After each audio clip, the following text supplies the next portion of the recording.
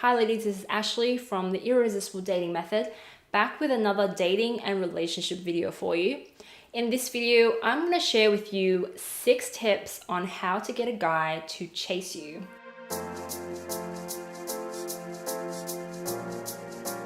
This is a super fun topic for me and I hope you'll enjoy it. So tip number 1, be slow responding to his messages. Numbers I'm going to give you to remember is 3 and 1. So what does this mean? Every 3 times that you respond back, you're going to respond with a delayed message, meaning the delay should be at least a couple of hours, 3 to 6 hours. If you delay too long, then it's going to come across contrived and not natural, and he'll know something's up. But you don't want to make it too short either. One time is you want to change it up that one time by responding immediately.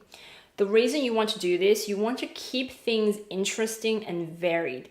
Men respond really well to a reward-based system. So if you respond immediately, that's like giving him that instant high, that instant gratification that he wants, which is good. But then next time, if he's expecting that instant high and you don't give it to him, this actually makes him want to pursue you more. It's kind of how gambling works too. If you win something immediately at the pokies, it'll make you want to do more, right? You're not going to get that win immediately the second time. And that's what keeps people hooked. So you want to have that same effect with a guy when you're answering his messages. Tip number 2 is you want to hook him in with intrigue. This is where you give him just enough information and just the right amount of information to hook him in, to spark his imagination. So if you give him too much information, that's not interesting enough because you're giving him too much. But you also don't want to give him too little information because that's not, that just comes across as you're boring or you're not that interested in him. So here's what I mean. Say he asks you, so what do you do? Instead of giving him a boring or canned response, like I'm a consultant or I do marketing or I'm an accountant, okay, it's very boring.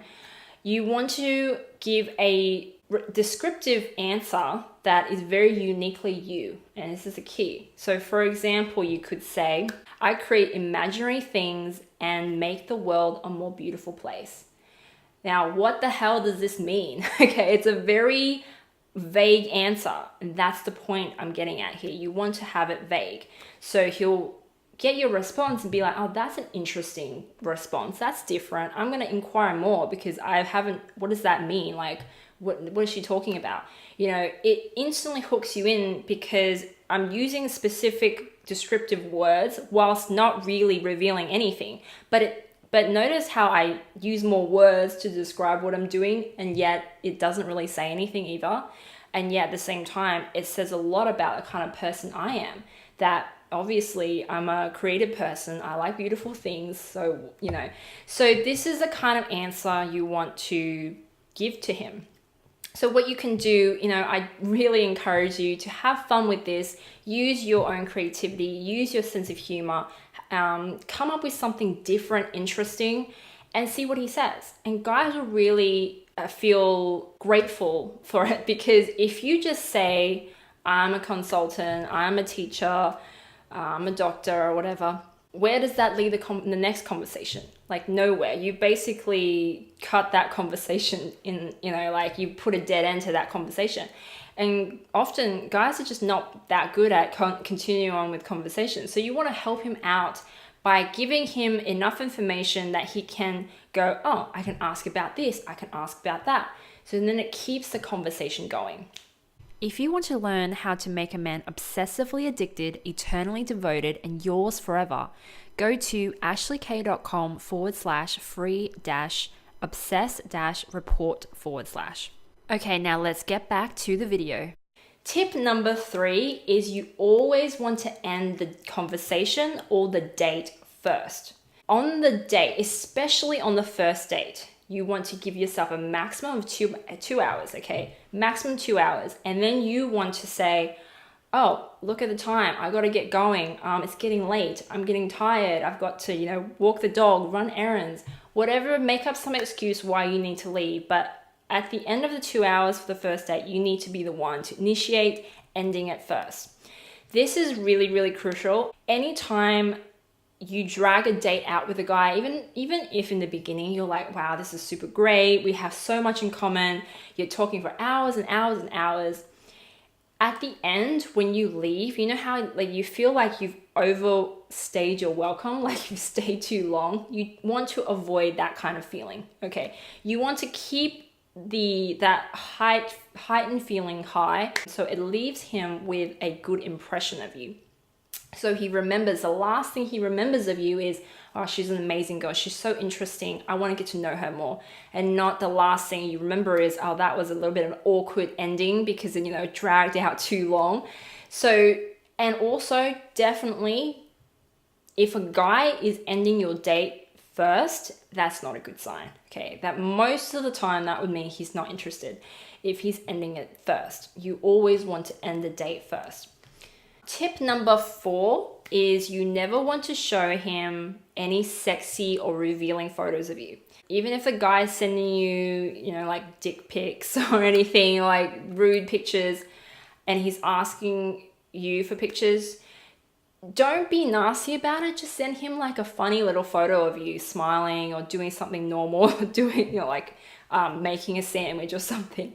Like have fun with it, but definitely don't give him what he's asking for. And this goes for any time a guy, in the beginning, this is, if he's asking you for something, you want to give him 1/10 of whatever he's asking, or not what he's asking, okay? Still give him something, because the whole point is you want to have that interaction going, and you want a light-hearted interaction. But just because a guy is asking for something doesn't mean you need to give it to him. Okay, give him something you want to give him to keep things interesting and fun, not exactly what he's asking for. Tip number 5, this is a big one. You want to drag out your dates. What do I mean by this? So for example, if a guy asks you out on Monday to meet on Tuesday or Wednesday, do you notice how that's a very short amount of time? That's short notice. And especially if a guy's asking to meet up on the same day as he's asking you, that's a big no-no. I probably wouldn't see that guy again, because that showed he didn't put any effort or thought into that at all. And you don't want to date someone who is just asking you out as an afterthought. Okay, so if a guy's asking you on Monday to hang out Tuesday or Wednesday, what you want to say is, oh, sorry, I'm busy Tuesday or Wednesday. How about let's meet up Friday or the next week? Notice how you're just spacing your dates out, so you're not having it so immediately, especially as soon as he asks. You just want to say whatever he says. If it's, because usually if a guy's into you in the beginning, he'll want to see you as soon as possible, within a couple of days. He doesn't want to wait a week, but you're going to make him wait because that's fun. It's fun to make a guy wait. So you need to make him wait, and preferably you want to set the date on Friday, Saturday, or Sunday. This is super important.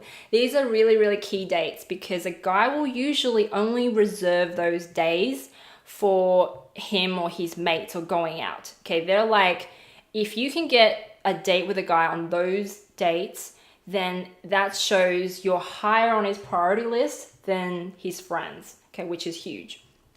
Now, of course, this only goes if he has a normal Monday to Friday job. If he works on the weekend, then this doesn't apply. This would apply on whatever days he's not working, okay? Same goes if he's only asking you out on Monday through to Thursday. It's not a good sign. You're not exactly very high on his list.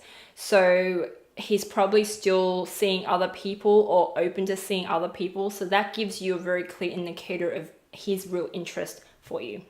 And tip number 6, this is a huge tip. Oh my gosh. This one, I think a lot of women tend to screw up on this one probably the most out of all the tips, because it's the hardest one to practice with self-control. It's tough, okay? So this tip is, you don't want to sleep with him unless he's agreed to be exclusive with you. Sounds simple, but it's not. Okay, especially if you find a guy you really like, you connect really well, he's super handsome, you're really attracted to him, you probably want to jump him as soon as you can. Okay, that's human nature, we're sexual creatures, that's what we want to do. but you really need to practice self-control. The reason is anytime a guy sleeps with a girl too quickly, is able to sleep with her too quickly, within the first few dates, you'll inevitably see a drop in interest from him. This is just what happens. If you don't believe me, you can test it out. And the reason for that is probably biological. A guy wants to, the whole reason, whole motivation for a man to pursue is, he's built up with testosterone. He wants to release that testosterone. He wants to have sex with you, but it's the fact that he can't yet is what is pushing him to keep asking you out, to keep going on dates with you. He likes the fact that there's things about you he still doesn't know. He doesn't know what you're like in bed. He doesn't know what you're like naked, and that's good. Okay, it's good to keep him guessing and wondering, because that will fuel his testosterone and want to keep pursuing you. If you just sleep with him, suddenly the mystery is gone. You've just killed it. So he's not going to feel that as motivated, and maybe he won't even know why either, or he'll just think, he'll put you in a different category. He'll put you in the casual, good for now girl category instead of the long-term relationship category. And sometimes guys can't help it. I mean, they know it's not right to do that, but I'm talking about dating etiquette here. This is just what happens. This is how he'll perceive you. If you like this video, please hit the like button. If you found this video helpful and would like to see more dating and relationship videos from me, please hit the subscribe button and subscribe to my channel. Once again, you can leave me a comment. If you have a specific question for me, you can also DM me on Facebook or Twitter, and I'll get back to you as soon as I can. I hope you enjoy this video, and I'll talk to you next week. If you want to learn how to make a man obsessively addicted, eternally devoted, and yours forever, go to ashleykay.com/free-obsessed-report.